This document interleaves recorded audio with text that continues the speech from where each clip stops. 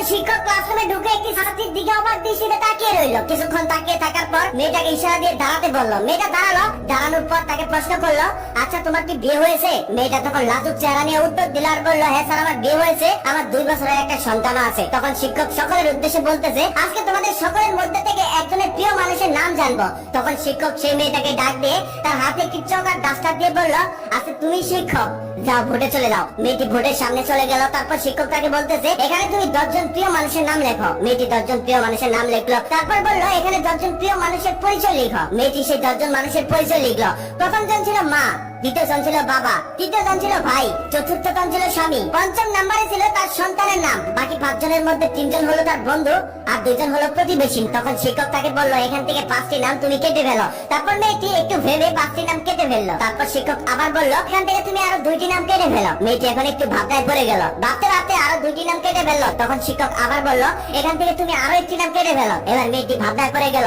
মেয়েটির চোখে জল এসে গেল। মেয়েটি কাঁদতে লাগলো। মেয়েটি এখন কার নাম কাটবে, কার নাম রাখবে? ক্লাসটা যেমন হাসি খুশি দিয়ে শুরু হলো, এখন আর ক্লাসে সেই হাসি খুশি নেই। সবাই অধীর আগ্রহে অপেক্ষা করছে মেয়েটা এখন কার নাম কাটবে সেটা দেখার জন্য। কিন্তু মেয়েটা কারণ আমি কাটতেছে না। তখন শিক্ষক পিছন থেকে বলল, মা এটা সামান্য একটা সাইকোলজিক্যাল গেম, আর কিছুই না।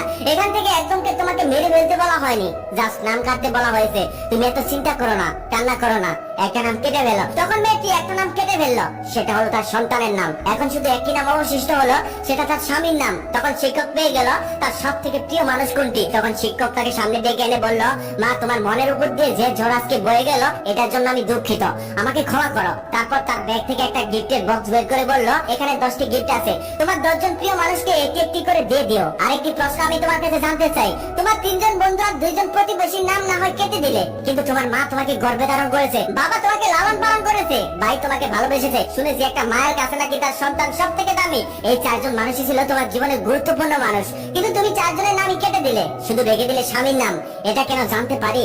তখন মেয়েটা বলতে লাগলো, আমার 3 জন বন্ধু আর 2 জন প্রতিবেশীর নাম আমি প্রথমেই কেটে দিলাম, কারণ আমার স্বামী আছে, সন্তান আছে, তারা আমার সব থেকে ভালো বন্ধু। তারপর যখন আপনি আরো 2 জনের নাম কাটতে বললেন, তখন আমি একটু চিন্তায় পড়ে গেলাম। তারপর ভেবে দেখলাম বাবা মা তো সারা জীবন বাঁচে না, তাই বাবা মায়ের নাম কেটে দিলাম। তারপর যখন আপনি আরো একজনের নাম কাটতে বললেন, তখন আমি আরো চিন্তায় পড়ে গেলাম, বাবা মা না থাকলে ভাই হয়তো একটু খোঁজ নিত। তারপর আমি কিছুক্ষণ ভেবে সেই ভাইয়ের নামও কেটে দিলাম। কিন্তু তারপর যখন আপনি আরো একজনের নাম কাটতে বললেন, তখন আমি আর কারণ আমি কাটতে পারছিলাম না, কারণ আমার স্বামী সন্তানই তো সব। তারপর আমি এক সময় ভাবলাম আমার সন্তান হয়তো বড় হয়ে বিয়ে করবে, বিয়ে করার পর হয়তো আমাকে ভুলে যেতেও পারে, এমনটা হয় আমাদের সমাজে। কিন্তু আমার স্বামী, সে তো আমাকে কখনো ভুলে যাবে না, সে তো আমাকে কখনো ছেড়ে যাবে না, সে তো আমার পৃথিবীর সব থেকে ভালো বন্ধু। সে সুখে দুঃখে সবসময় আমার পাশে থাকে, এমনকি আল্লাহ চাইলে মৃত্যুর পর জান্নাতেও সে আমার সাথে থাকবে।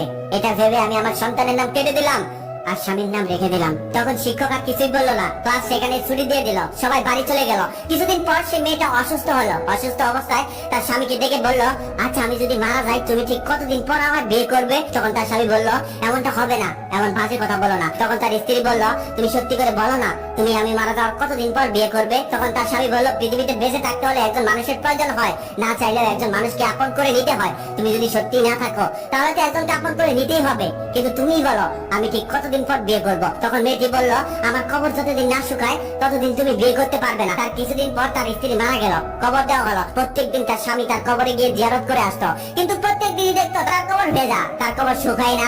একদিন তিনি কবর জিয়ারত করে আসছিলেন, ঠিক সেই সময় দেখতে পারলেন তার শালাবাবু এক বালতি পানি নিয়ে কবরের দিকে যাচ্ছিলেন। তখন তিনি তার শালাবাবুকে জিজ্ঞেস করলো, আচ্ছা তুমি এক বালতি পানি নিয়ে কোথায় যাইতেছ? তখন শালাবাবু যে উত্তর দিল সেটা শুনে সে অবাক